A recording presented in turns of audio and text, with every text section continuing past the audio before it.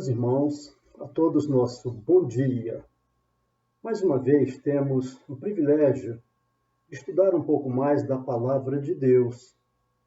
Nesta feita, continuando o estudo que nós estamos fazendo de toda a Bíblia, nós veremos 2 Samuel, no capítulo 13. Vamos orar ao nosso Deus. Santo e soberano Deus, nosso Pai Celestial, somos nós, os teus filhos, suplicando perdão pelos nossos pecados, suplicando, Pai Celestial, as tuas bênçãos materiais e espirituais sobre nós.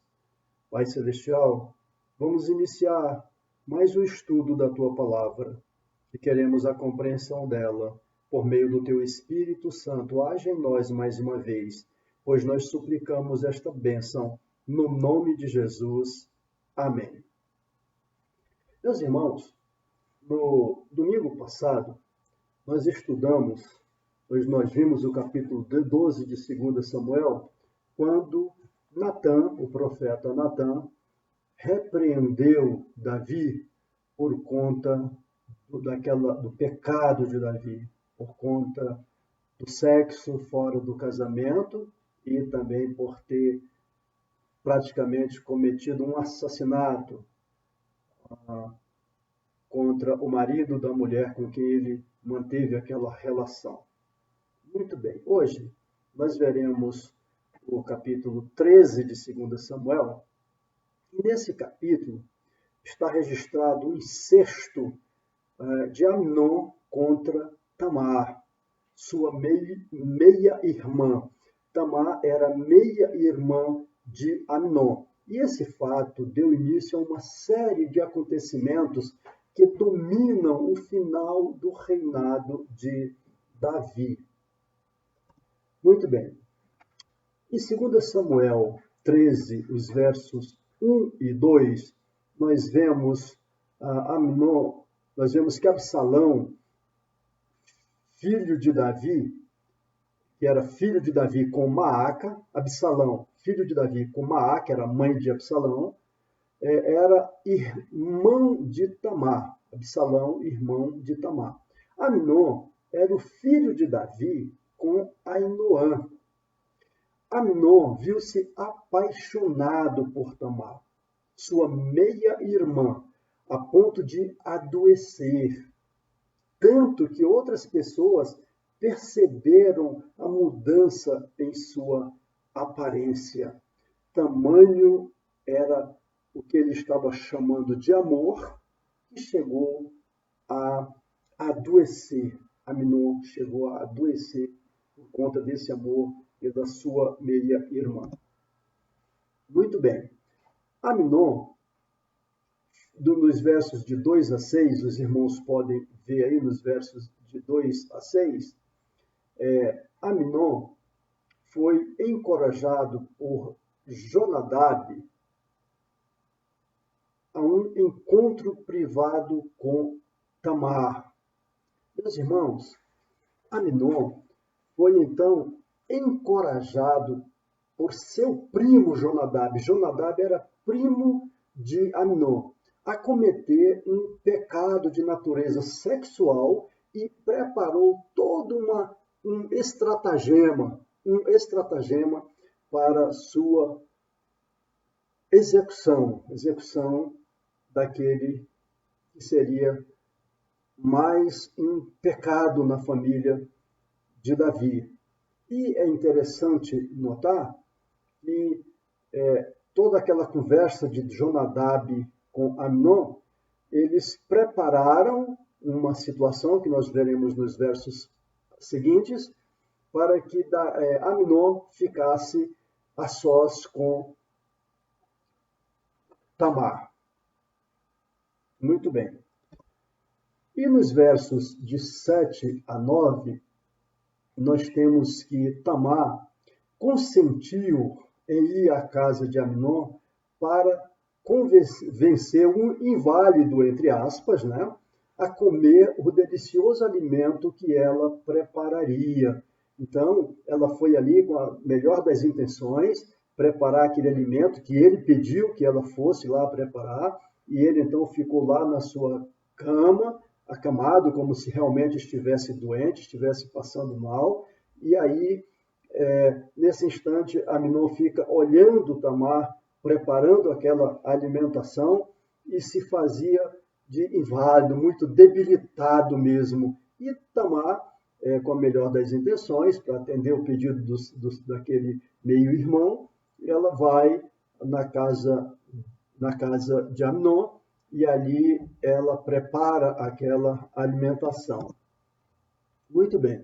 Nos versos 10 a 11, nós temos que Amnon continua fazendo o papel de doente, como se ele estivesse sem forças, nem mesmo para se alimentar. As forças deles faltavam para tudo, inclusive para o alimento. E sua irmã, muito obsequiosa, evidentemente, aproxima-se de sua cama e é agarrada por ele, por Amnon. Então vejam, tudo foi premeditado. Ele se preparou para agarrar Amnon e a força levá-la ao ato sexual.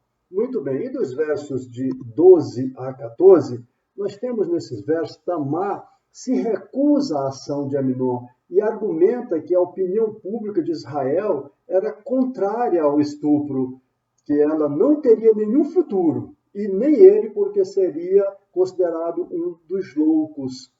E isto era o que acontecia de acordo com a lei.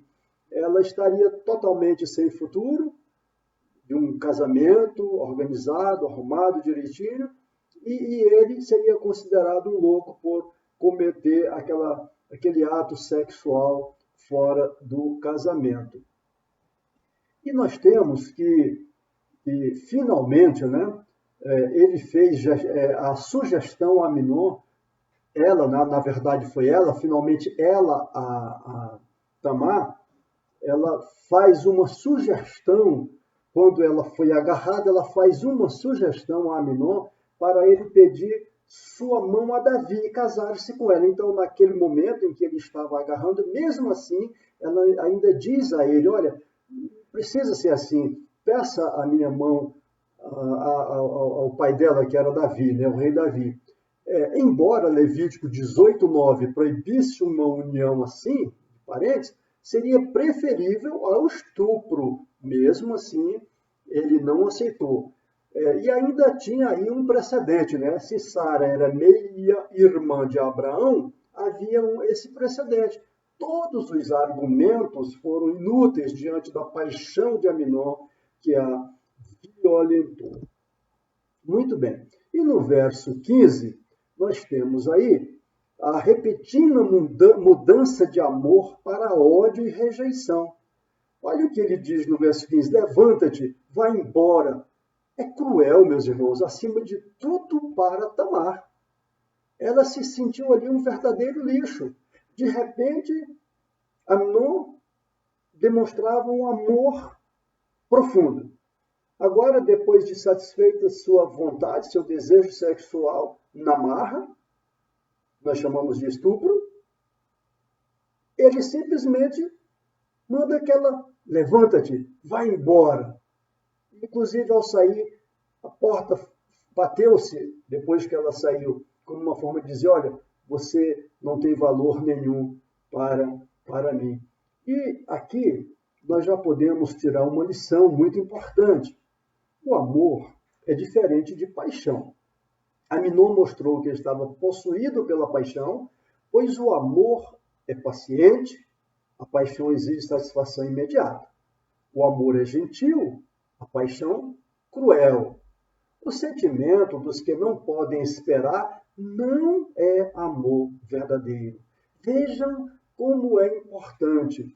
Na realidade, muitas vezes as pessoas se veem tomadas por uma paixão violenta, por alguma razão, pela beleza física, pela inteligência, pela maneira de ser da outra parte, ou da mulher ou do homem, evidentemente. No meio cristão, nós entendemos que o casamento deve ser entre homem e mulher, não existe outra forma de ajuntamento de acordo com a palavra de Deus, Então, apesar de que nós temos várias uniões aí permitidas pela nossa lei, né? Que foram feitas lá pelo nosso Congresso, né? Mas mesmo assim, à luz da palavra de Deus, o casamento é entre homem e mulher para os cristãos, de acordo com a Bíblia, com a palavra de Deus. Então, meus irmãos, nós temos aqui algumas características como lição, né? Do que é amor. O amor é paciente, o amor tudo sofre, o amor tudo espera. Então ele é paciente. A paixão não, ele exige a satisfação imediata. O amor é gentil. A paixão não, ele é cruel. O sentimento dos que não podem esperar não é um amor verdadeiro. Isso certamente está muito claro para todos nós. Muito bem, e em 2 Samuel 13, os versos 16 e 17, nós temos aí, Tamar, mais uma vez, tenta persuadir o irmão a raciocinar. Isso, evidentemente, depois que ele já havia cometido o estupro, pois ele está aumentando a maldade do seu ato ao rejeitá-la. Mas essa tentativa de Tamar foi em vão.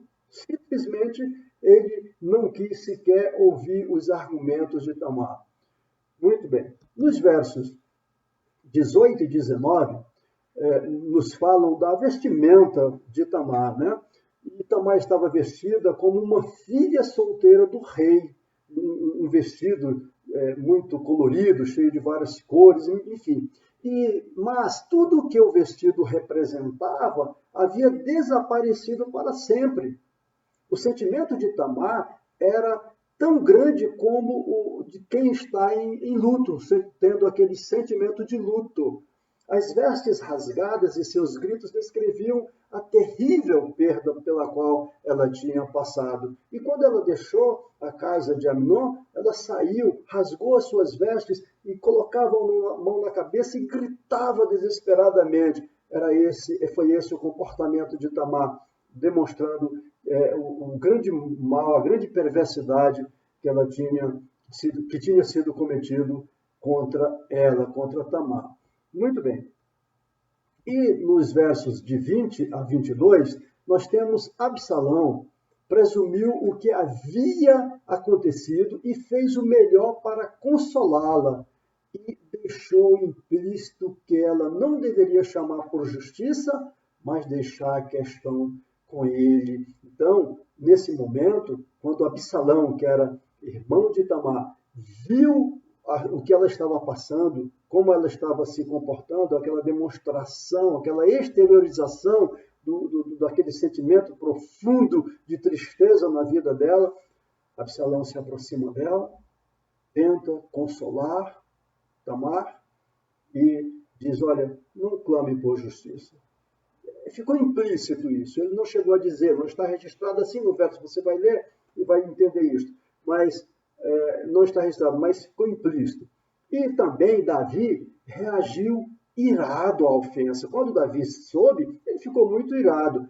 À semelhança de Eli e Samuel, Davi perdeu o controle sobre seus filhos. Nós estudamos já sobre Eli e sobre Samuel e vimos que esses dois homens de Deus perderam o controle sobre os filhos, né? Salomão mostrou então sua desaprovação, recusou ter qualquer relacionamento com Aminon. A partir daquele momento ele entendeu que deveria cortar os relacionamentos com Aminon e alimentou a raiva, esperando uma oportunidade de vingar o mal cometido contra sua irmã.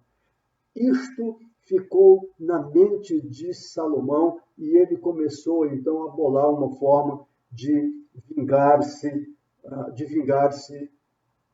do ato cometido por Amnon contra a sua irmã Tamar.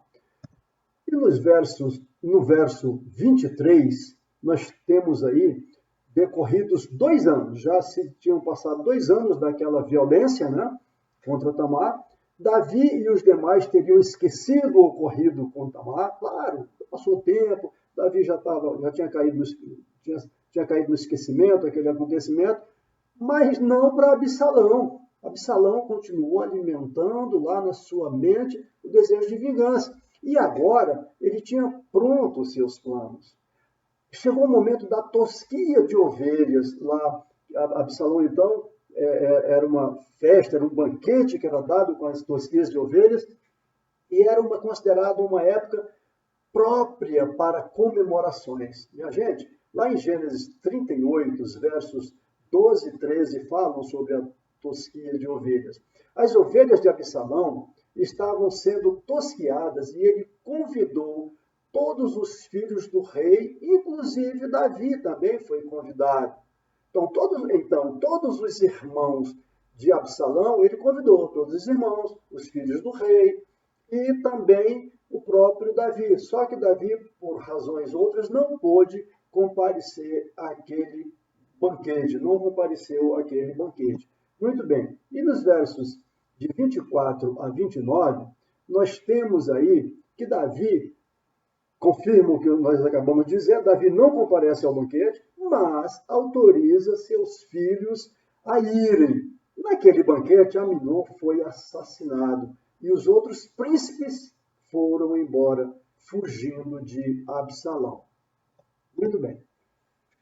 Nos versos 31 a 34, nós temos que Davi ouve um relato confuso dos acontecimentos.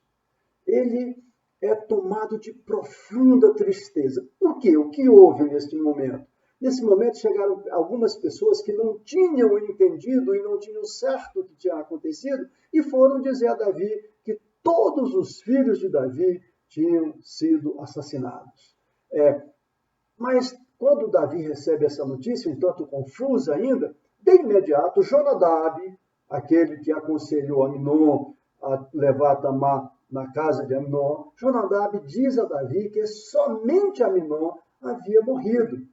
E nesse ínterim, Absalão fugiu, porque já tinha praticado o ato de vingança e agora estava fugindo nesse intervalo em que todos os outros seus irmãos voltavam para as suas casas, para Davi. E nos versos de 35 a 36, Davi e os príncipes e todos os seus servos choraram a morte de Aminon. Lamentaram, choraram a morte de Aminon. Muito bem. No verso 39, eu ainda destaco o verso 39, nós temos, no verso 39, nós temos, percebe-se que com o passar do tempo, foi atenuado, ou foram atenuados os sentimentos de amargura. Mesmo assim, Davi ansiava ver Absalão. No verso 39, meus irmãos, Absalão tinha fugido, tinha saído, deixado a sua casa, o seu local, tinha fugido. Tinha ido procurar abrigo.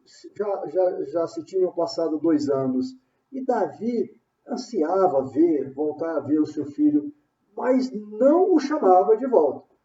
Seu amor e seu senso de justiça não se conciliavam. Ao mesmo tempo que ele queria ver Absalão, aquele senso de justiça dele não permitia que ele mandasse que Salomão retornasse.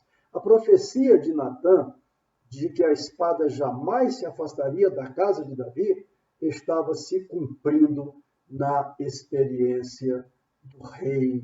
Nesse instante, meus irmãos, nós estamos vendo Davi triste, querendo ver o seu filho, e ao mesmo tempo, com aquele seu senso de justiça, dizendo também, não vou chamá-lo. E assim, a profecia de Natã, que como não poderia deixar de ser, porque foi uma profecia de Deus. A espada, dizendo que a espada jamais se afastaria da casa de Davi, já estava então se cumprindo na experiência do rei. Muito bem. Esses foram os assuntos que podíamos tratar no capítulo 13 de 2 Samuel. E no próximo capítulo, ou no próximo estudo, veremos o retorno de Absalão. Veremos para onde ele foi, com quem ele esteve, quando ele voltou. E aí o que vai acontecer, inclusive, com a volta de Absalão. Vamos orar mais uma vez? Grandioso Deus, Pai Celestial, obrigado, Senhor, porque mais uma vez podemos falar contigo. Santo Deus, No nome de Jesus, teu Filho amado, nós estamos agradecendo por mais esse estudo. Obrigado, Pai, porque a tua palavra tem nos dado o rumo a seguir. Que nós possamos ser fiéis a ti e à tua palavra e ter a felicidade de viver momentos de alegria e paz neste mundo. No nome de Jesus, suplicamos, agradecemos estas bênçãos. Amém.